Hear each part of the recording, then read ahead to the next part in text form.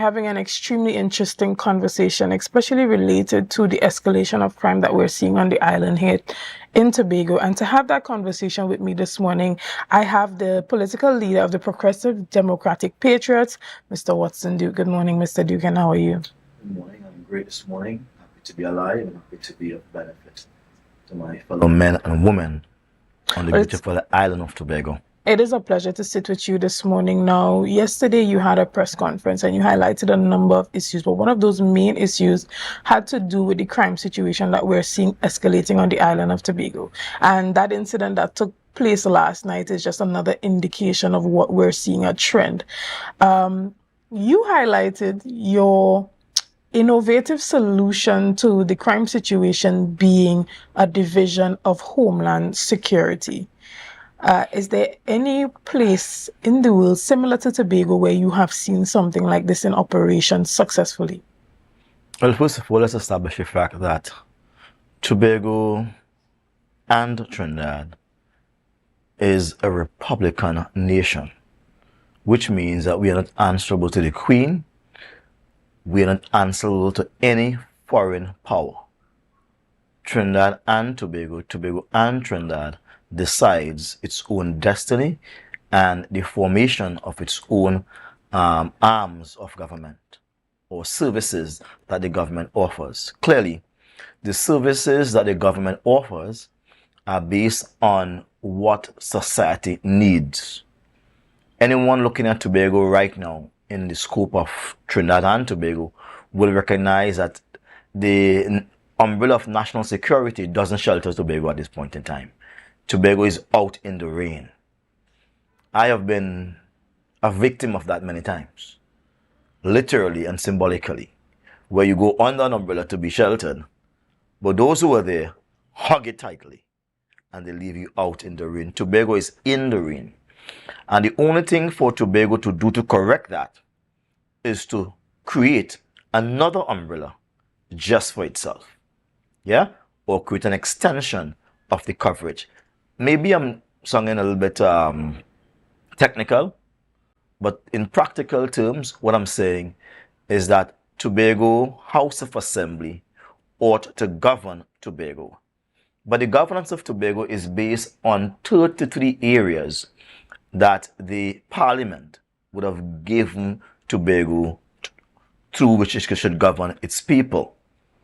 Among one of those areas is health. As you would recall, the last time the nations of the CARICOM came to Trinidad, they had a crime symposium and they declared that crime is a public health issue. We all looked at it, some forgot it. I marked that, and today I'm saying crime is indeed a public health issue, and if the Chief Secretary is up to the work that he has embarked upon, then he ought to move post-haste with great urgency to call an emergency sitting or special sitting whereby he would lay before the House of Assembly a bill that will pilot the idea of Tobago Homeland Security. We have the authority to do that under public health, because it is a public health emergency.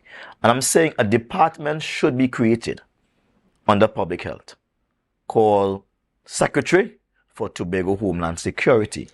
And you have all the social services attendant whatever is necessary to support that paramilitary security department.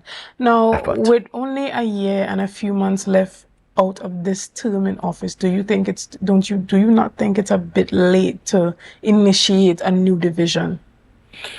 I'm agreed. It is late, but not too late. You can be late, but not too late. It is late. This should have been done from the very first term. And had I had the power to do so, I would have.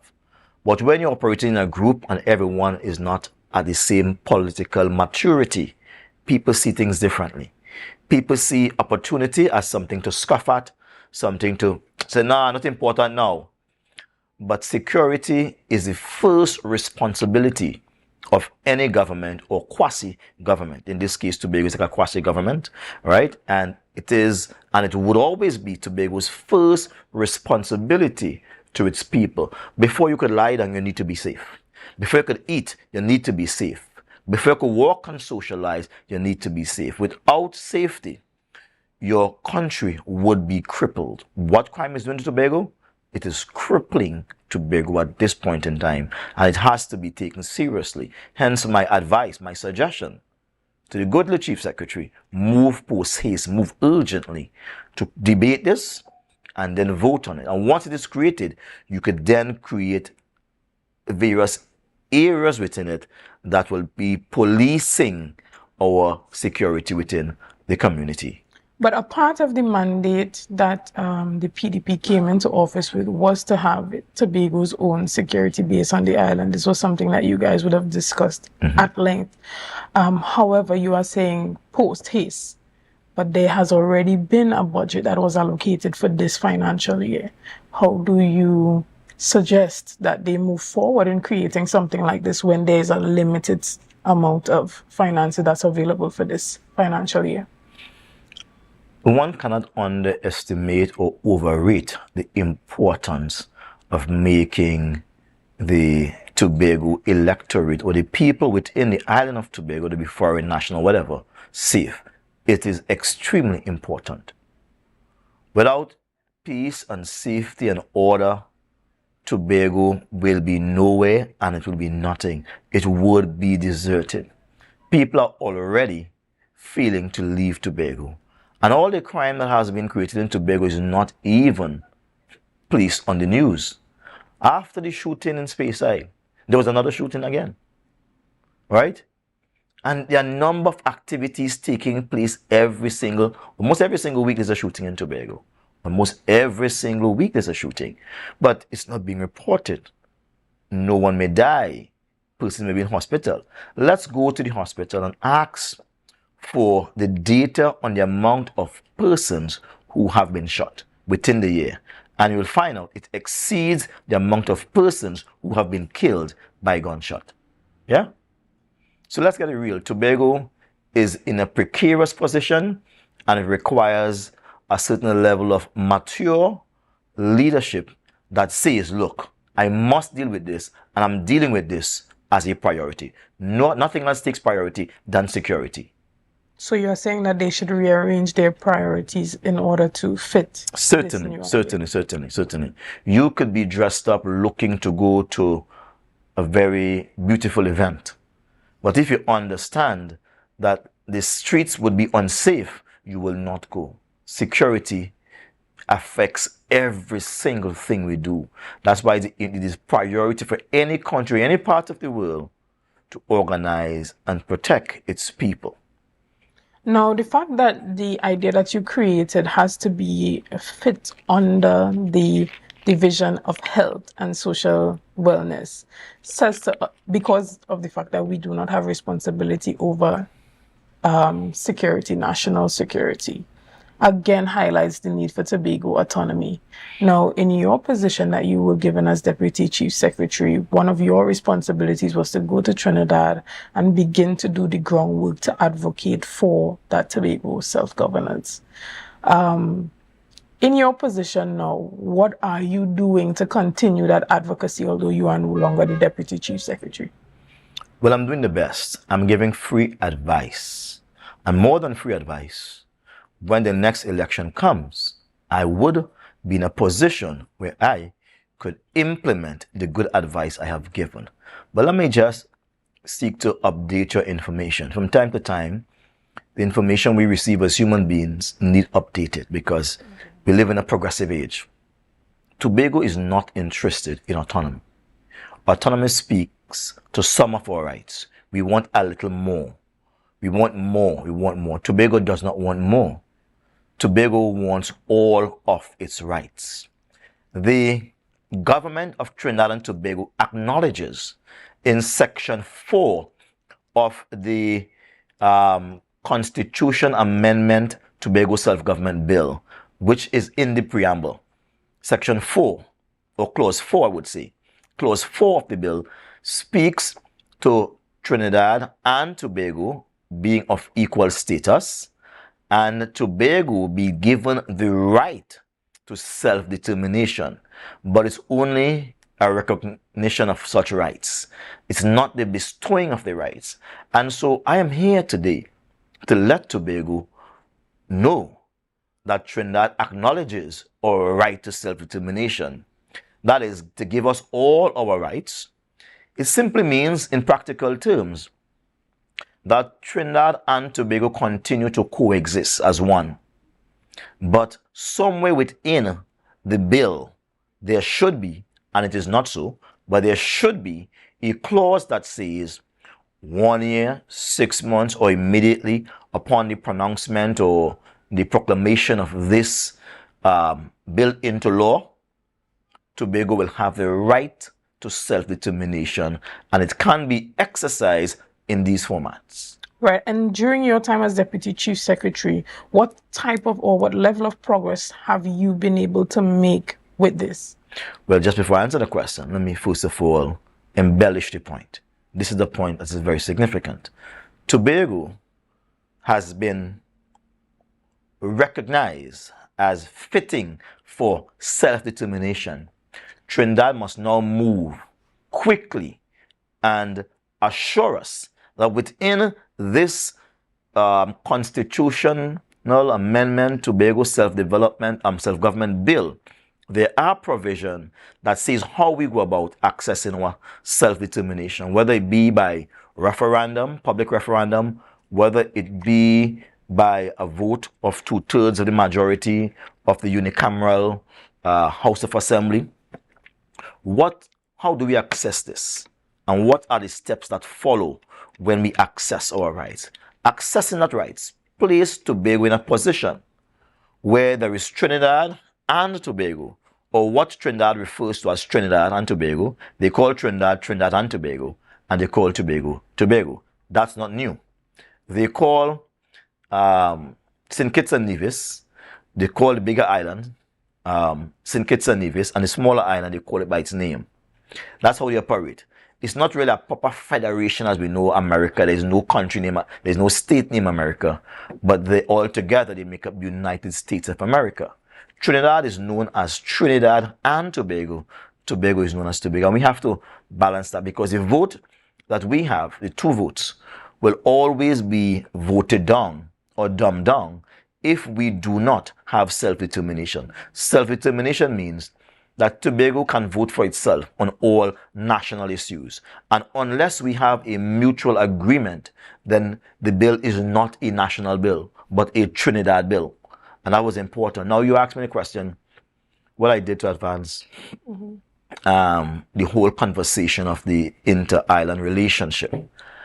And when we got elected on the 6th of December 2021, immediately I would have moved within the second week of that appointment. Well, after the appointment on the 10th of December 2021, I moved to give the Chief Secretary a document looking at a building that we can set up in Port of Spain. It's a brand new building, beautiful, well situated for the conduct of the business of the Deputy Chief Secretary.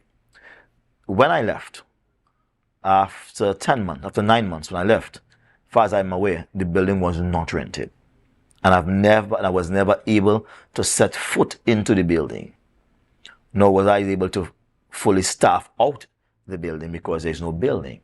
Therefore, without tools, the best of tradesman cannot work. All he can do is pontificate and plan and wish. That is what I engaged in. If Tobago is serious about Tobago's business, then we have to always be serious about those who govern the T.H.A. This is a serious responsibility. It's not kids' play. And if you have a role as Tobago international or inter-organization or inter-country relationship, right? We deal with those Trinidad and Tobago relationship, intergovernmental relationship. That's what it's called. You have to make it a priority, and immediately they should have moved to secure the building and with all the resources so I could have started the work. After that, they remove the rent from the building, they stop renting the building, and after that, as early as maybe 2 weeks, 3 weeks ago, The chief secretary sent out information stating that all of those area intergovernmental relationship between Trinidad and Tobago falls now under his department. I would have had some discussion with the chief secretary and said, look, if you need me to help, I would help.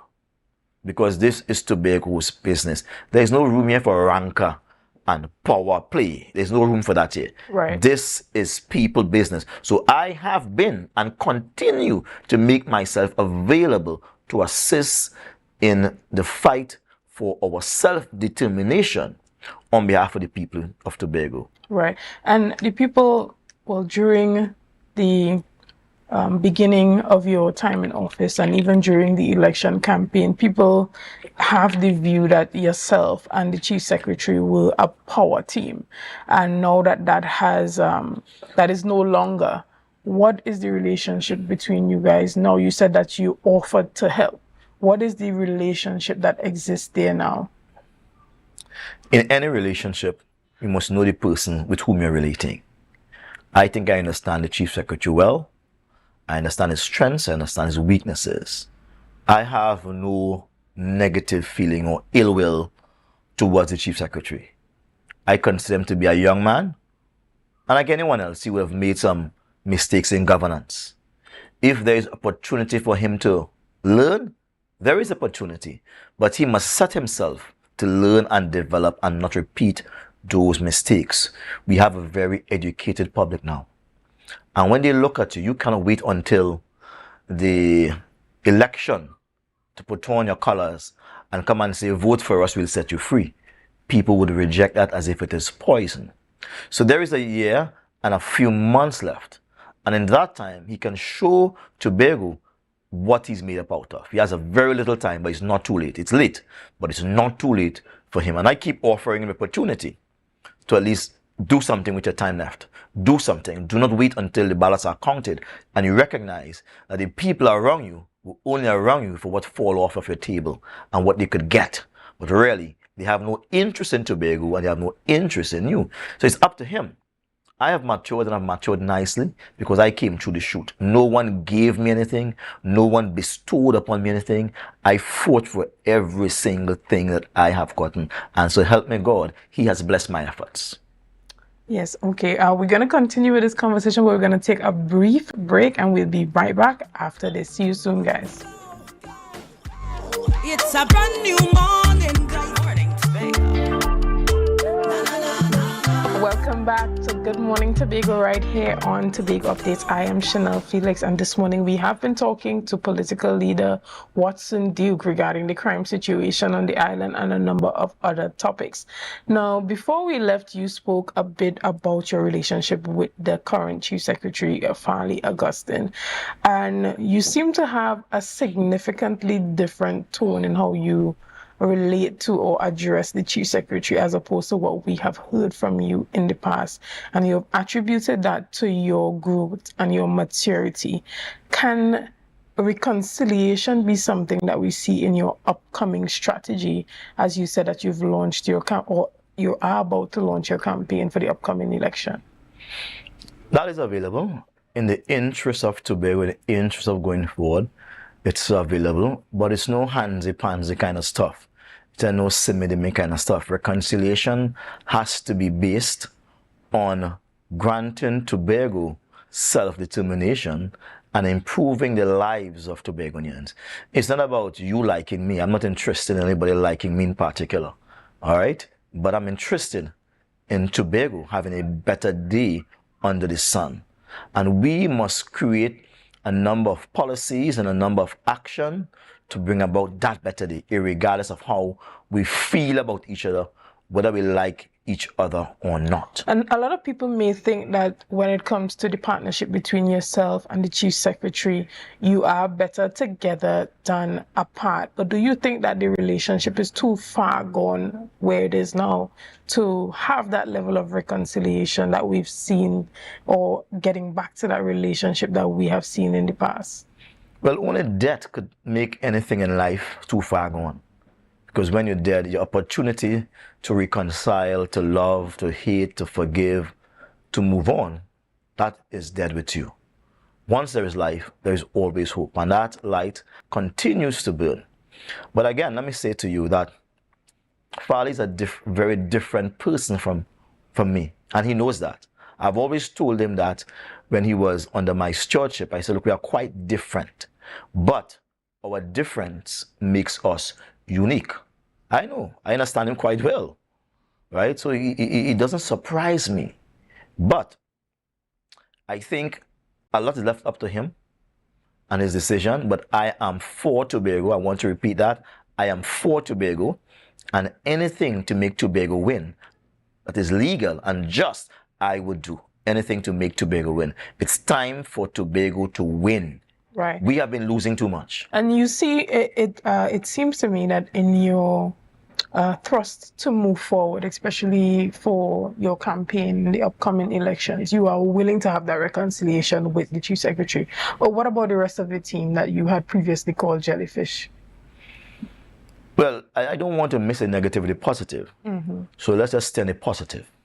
No, I mean, it is interesting to know. You are saying that you want to reconcile with the Chief Secretary and you don't mind. But the rest of the team, you also had stuff to say about them as well. So has your idea or maturity also spread to the relationship with the other team members as well?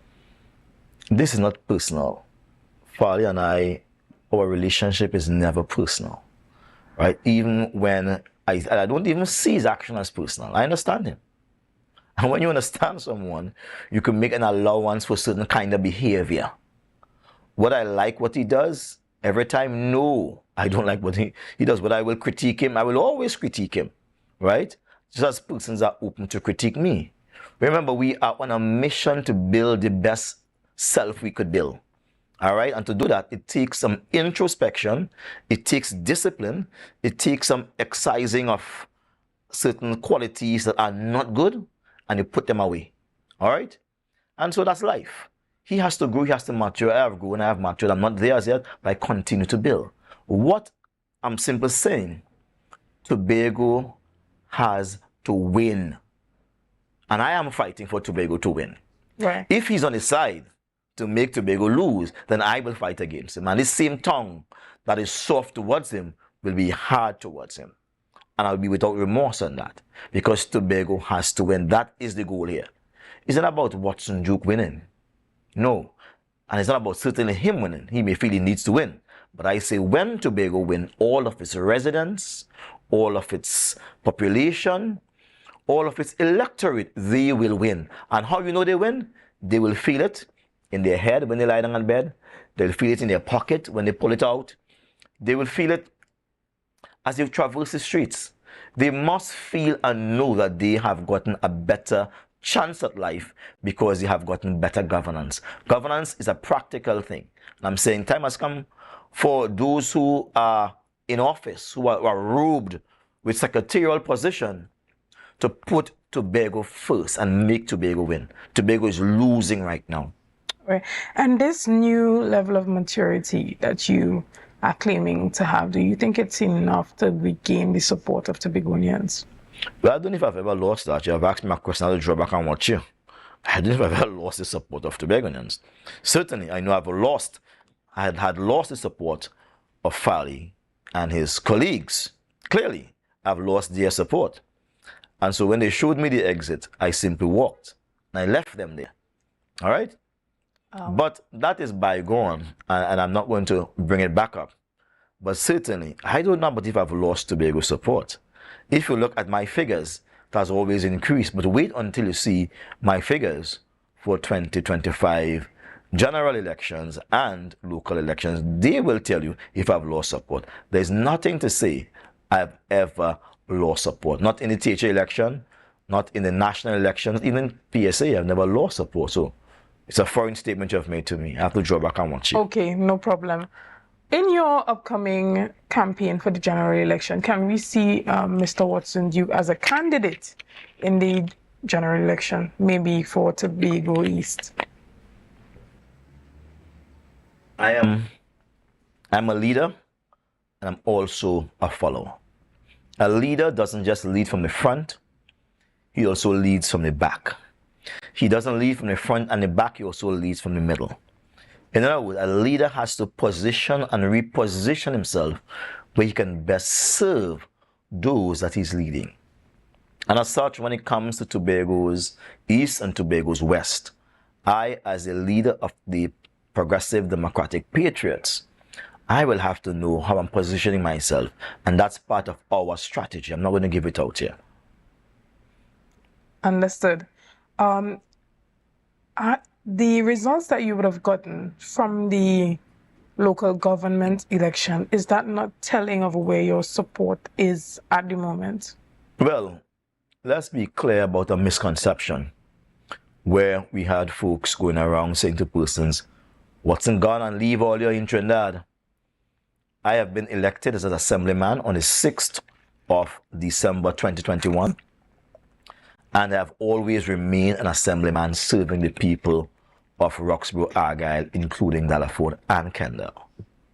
I've never forfeited that position. I've never resigned that position. But as a good brand, people will always want it. And there are a group of persons in Trinidad who wanted the brand. And I say, okay, let's test it in Port of Spain. Let's go among the African ethnicity and let's test our brand. And we have never been there before, but we have gone there and we did pretty well. And I think that in Port of Spain in particular, the reception was warm. How I knew it was warm? The test is in the eating of the pudding. I was able to traverse Port of Spain at any time, any hour, without any police, speak to the who's who, sit down in the house, eat, drink, laugh. Yeah, I became one with the people. So much so that persons knew my vehicle, they know my name, and was someone that talk around town. So I thought that when you go into a foreign place where you have not been, and you have given persons the opportunity to come out and to say, wow, I'm going down with you, and to even walk with you, and to dance with you in the streets, that is growth, that is support. Interesting. Now, yesterday during your press conference, you mentioned something quite interesting. You said you regret not taking on that chief secretary position for yourself. Can you elaborate a bit on that? Right, and it has to do more with the positioning of Tobago rather than my position as chief secretary. All right, let's repeat that for emphasis. When I made the statement, it had to do more with the positioning of Tobago rather than the positioning of myself as chief secretary. Tobago is not where it should be. Tobago has fallen back on all areas. Insofar as health is concerned, we have had several babies dying in Trinidad because Tobago could not have taken care of their own babies. We sent those babies to Trinidad. So health has failed its people. The PDP's plan was to ensure that instead of flying people out, we would fly specialists in and we would make services available here. It's more than having an eye doctor flown in here. When the man was bitten with the shark, why did they have to fly him out? Why they couldn't fly the best inside? You know what I mean? Why is it that as something becomes critical, we have to fly them out to Trinidad? Do we continue to have a health center, calling it a hospital here? Or do we really have a general hospital where real life-saving surgery can be performed without the risk of death being maximized? So that's failure. When we look at our community development and sports, it has failed. Recently, 100 persons stranded, and someone arguing about who should pay the bill. It's failed. When we look at community development, recently someone is taking back the keys and guffing up and playing, you know what I mean? Manhattan, that kind of stuff. Come on. Who does that in this time? It's your community. And if people from a community are learning, forget the protocol. That's something you could work out behind closed doors. You could call someone and say, what is wrong with you, boy? What should Mr. doing? Don't do it again now. But go ahead. You know what I mean? Make the thing look nice. But there's rancor. There's guffing up. This shows that Tobago has regressed. And to make Tobago progress, it's going to take a lot of effort. But you know, I'm still young. I still have a few more years of fight left in me. And I intend to give Tobago all of that fight. Win, lose, or draw. You know I sign up for fight. And I'm going to put all the fight in to bring Tobago to a place where Tobago could win and say, yes, finally, we're going someplace. Well, we know the name Watson Duke is synonymous with fighting. But guys, we're going to take a quick break and we'll be back right after this.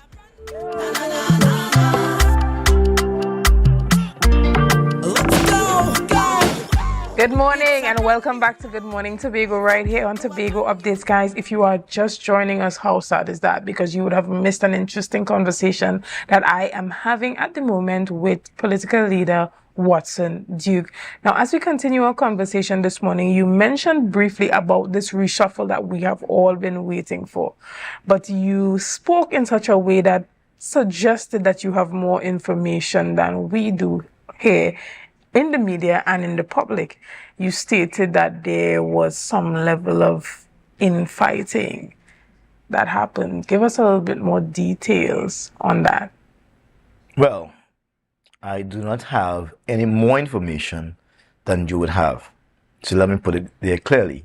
However, in Tobago, there's always some informal conversation taking place on the streets and in nooks and the crannies.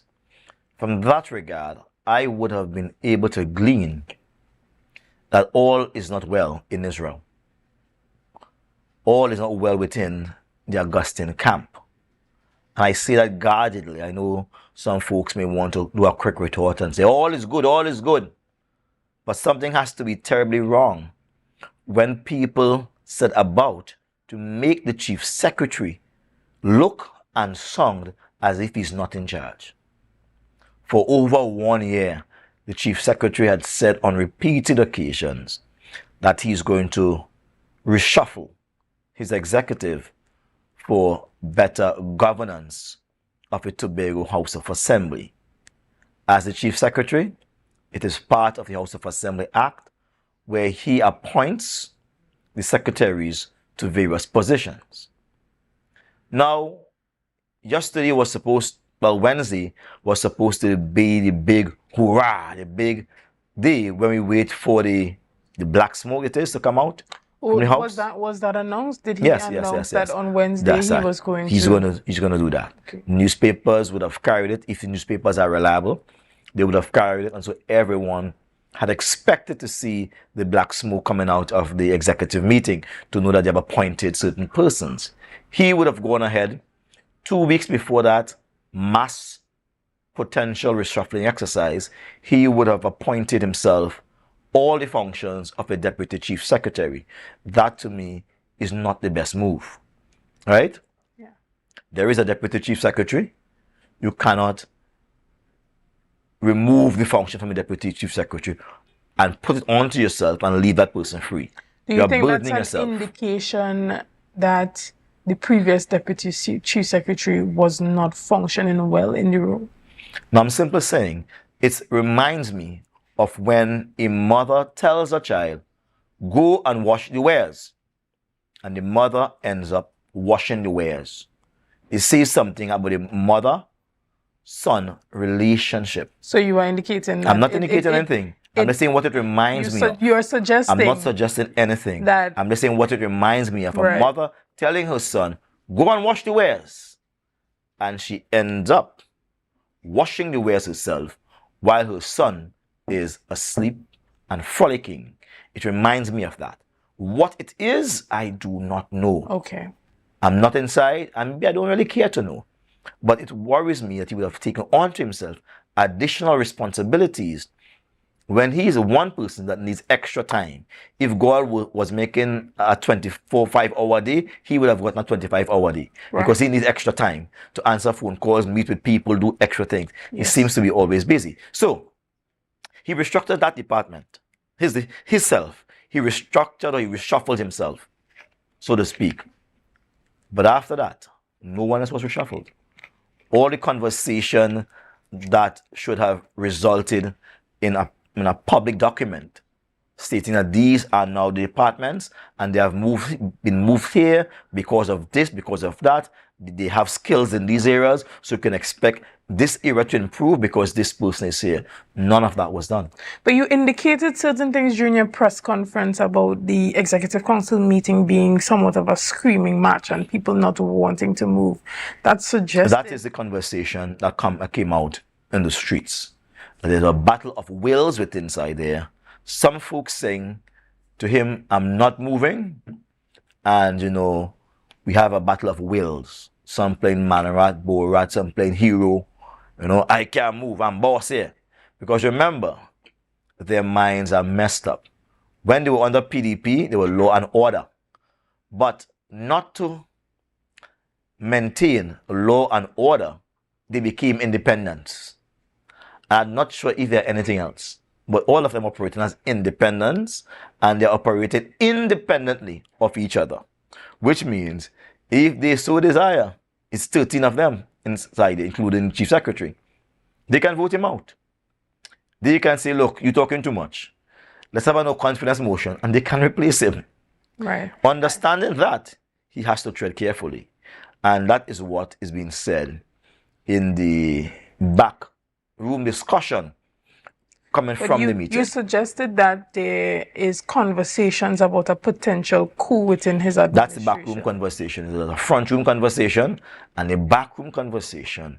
But are these conversations credible enough for you to discuss them at a press conference level? Well, it is credible enough from the sense that if you go to embark on a mission and you announce to the public, the electorate, to whom you're responsible, that you're going to do this, then one would expect at the end of the meeting, you would have issued a letter stating that we started but we couldn't complete, and it's expected to be completed on this time. Nothing has been said. That is not professional. That is not befitting the office of the Chief Secretary. You have to give an account. There must be transparency, accountability. There must be engagement of the public so as to build public trust. These are important issues. So he's losing, and Tobago is losing because they are believing less and less in his ability to govern. A simple thing as a reshuffle. You can't do that. You can went inside and get beat up and come back out with your mouth quiet. You ain't see nothing. Tobago is expecting to hear something. And even now, he has not said anything. What is he going to say? But at this stage within the administration, what level of reshuffle do you think can have any type of positive impact on how the assembly functions? Well, don't ask me about that. I will be biased. I would be biased. Right? I will be biased. And so therefore, I will not comment from the on what I perspective think. Of someone who would have... You said if you were able to go back in time, you would have taken that Chief Secretary portfolio. That's the decision that you would have made. Looking back at it, had you been in that position at this point, looking at the assemblymen, looking at their portfolios, what type of reshuffle would you have done? Well, let's face it, even if we reshuffle the assemblymen, you need to understand their ability. A lot of those persons are not able to govern any division. They can't govern, right? Let's face it. They don't have what it takes to govern a division. So what you have to do is to create such a strong policy for everything, nuts and bolts I'm talking about. So if you're in the division of sports, you're in the division of health, division of agriculture, very little is done. They must be in a position where they must know A, B, C, D. Once I do this, I would have been able to manage. You need to give them a step-by-step approach. I'm saying each of them need to be trained and retrained, and they should be embarking upon a path of continuous learning. It's either the Chief Secretary, if he knows, could train them, or he bring expertise to surround them and train them what to do. Remember, we are not the only person who have ever elected person who don't know. Children have been king from time to time throughout the world, who have taken leadership positions, but they surround them with persons who know, and those persons are guests and second checked, etc. They should have had persons around them, but they have been allowed to call who they want to call, and they have bad advice and number of madness happening. It is not working. So even if you reshuffle them, I'm not sure if you could reshuffle the advisors and some of the persons. You have to put people around them that will say, all right, we're going here now. You're talking for 2 minutes, you're saying this. We need guidance. And without guidance, everything will continue to fall. That's our problem right now. Nobody's guided them. A bunch of independents, blind leading the blind. We have to stabilize that.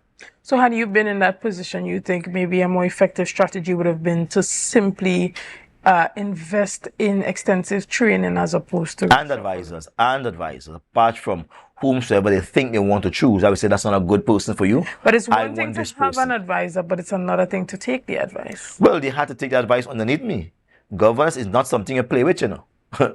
You don't go inside and say, well, what you want to do? What you feel like? It's not that, you know. You need to do this. Yeah? And we have to govern. It's a serious thing. It's a no showboating business. So you can't just leave them and say, so we think about this. No. This is what we are going to do. Because a very clear plan. Those things would have been decided upon before we get into office. And so therefore, it's a plug and play exercise now. Plug it in, press play. Let's get it done. Well, that's extensive, and that is enough, because we have to unfortunately wrap up this morning's discussion. We don't have enough time to continue. Yeah. But I want to thank you for coming on to Tobago Updates and allowing us to have this conversation this morning. Guys, if you are only just joining us, you can go back, you can watch the episode over, share, like, and comment. We spoke about a number of topics regarding crime on the island. We talk about the island's leadership and management. We talk about what if Mr. Duke had really taken on that chief secretary portfolio himself, where would we have been as an island for today, and a lot more. But guys, again, thank you so much for tuning in. Thank you for making Tobago Updates the #1 broadcaster here on the island of Tobago, and I hope that you enjoy your day, and see you again on Monday. Thank you, guys. And the vibes is never